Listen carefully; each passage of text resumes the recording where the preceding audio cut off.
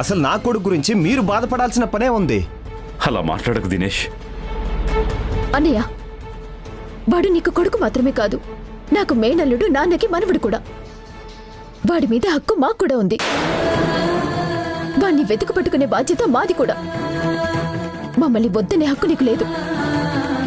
అవును, నా మనవడి గురించి పట్టించుకోవద్దని చెప్పి రైట్ ఎవ్వరికీ లేదు. మీరు నన్ను ఇంట్లో నుంచి బయటికి పంపించిన క్షణమే మన మధ్య ఉన్న అన్ని బంధాలు తెగిపోయాయి. ఇప్పుడొచ్చి మేనల్లుడు మనవడంటే సరిపోతుందా? ఏమండి, ఏం చేస్తున్నారు మీరు? మన అబ్బాయి ఎక్కడున్నాడో తెలియదు. దాని గురించి ఆలోచించకుండా మావయ్య గారితో శ్రీవుడితో ఎందుకు గొడవ పడుతున్నారు?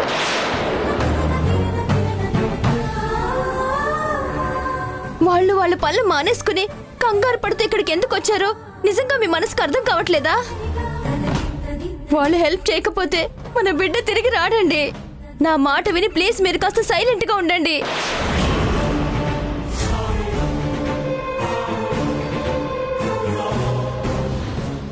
ఎస్ఐ గారు, నా మనవడి గురించి ఏమన్నా తెలిసిందా? ఇంకా ఏం తెలియలేదు సార్. సిటీలో నన్ను పోలీస్ స్టేషన్కి ఇన్ఫర్మేషన్ పాస్ చేశాం. కొన్ని టీంలు మీ మనవడి కోసమే వెతుకుతున్నాయి. యాజ్ ఎర్లీ యాజ్ పాసిబుల్ బాబు ఎక్కడున్నా పట్టుకుంటాం. సీసీటీవీ ఫుటేజ్ ఏమైనా చెక్ చేశారా? ఆ ఏరియాలో సీసీటీవీ కెమెరాలు లేవు మేడం.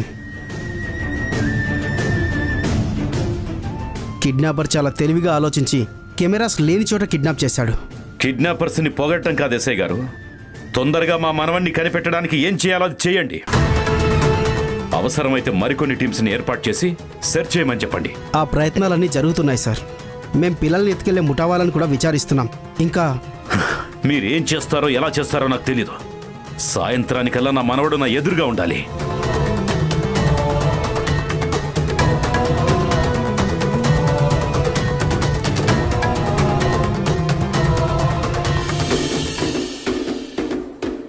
వచ్చావా అక్క?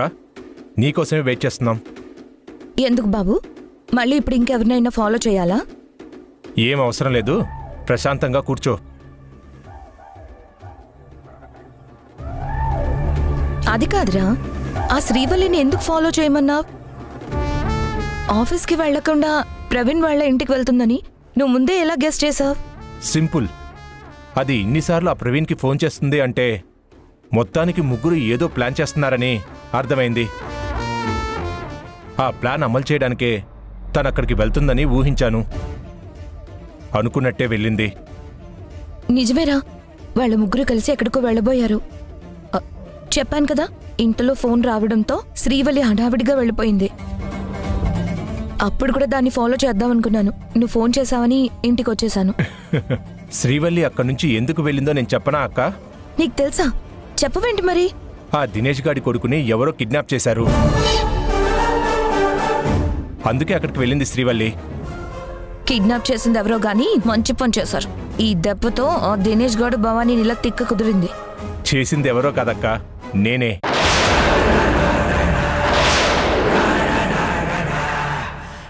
నువ్వా? అవును. ఎందుకురా?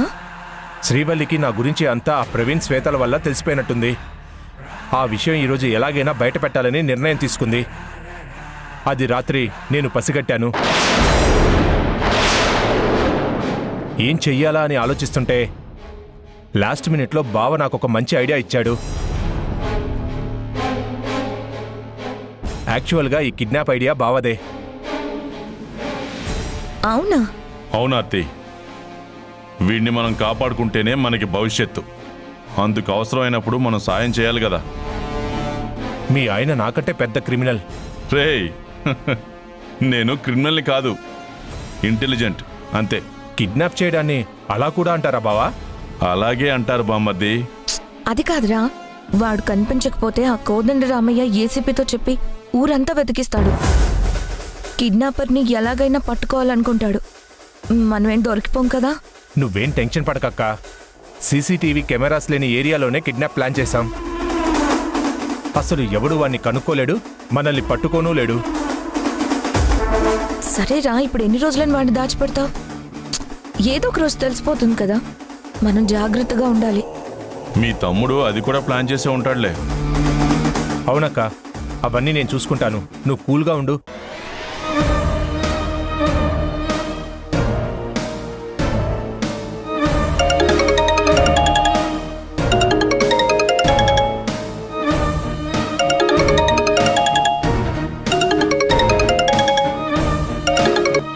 నమస్తే సార్. నమస్తే. ఎలా ఉన్నాడు బాబు? చాలా భయంగా ఉన్నాడు సార్. బాగానే భయపెట్టావన్నమాట. అలా భయపెట్టకపోతే వాడు అరిచి గోల్ చేసేలా ఉన్నాడు సార్. అవునా? అవును సార్. అయితే వాడి అరుపులు గోల నీకు లేకుండా చేస్తాను. ఎలా సార్?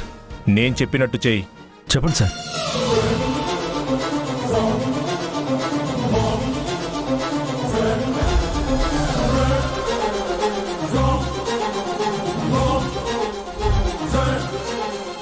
అర్థమైంది కదా?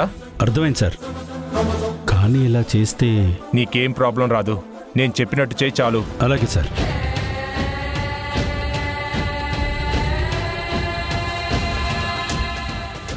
బయటికి వెళ్ళొస్తానక్క.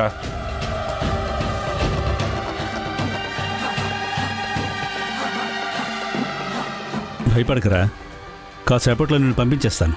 నిజమా అంకుల్? నిజంరా.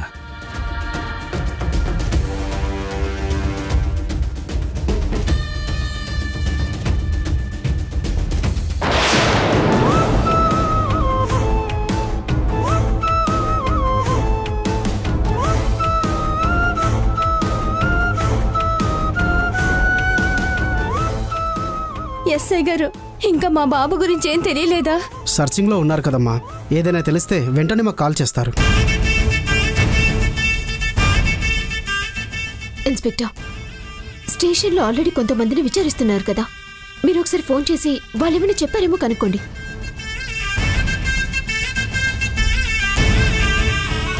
హలో, పిల్లల్ని కిడ్నాప్ చేసే ముఠా వాళ్ళు ఏమైనా చెప్పారా?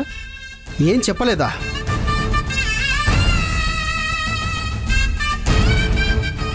వాళ్ళు కాకపోవచ్చా?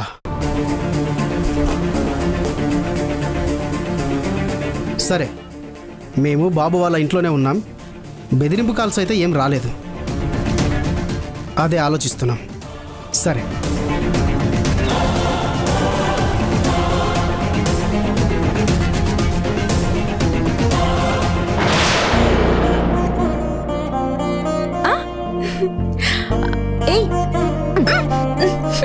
అబ్బా పిన్ని, మరేంటి ఇక్కడున్న పకోడీల్లోంచి తీసుకోవచ్చు కదా? కింద పడిన ముక్కెందుకు తీసుకొని నోట్లో వేసుకున్నావు? అంటే అది వేస్ట్ చేయడం ఎందుకని. ఓ, ఇప్పుడు అది వేస్ట్ చేయడం వల్ల మన కోట్ల లాస్ వస్తుందా ఏమిటి? అలా ఏం కాదు పిన్ని. ఇంకెప్పుడు కింద పడిన దాన్ని తినకు. అలాగే పిన్ని.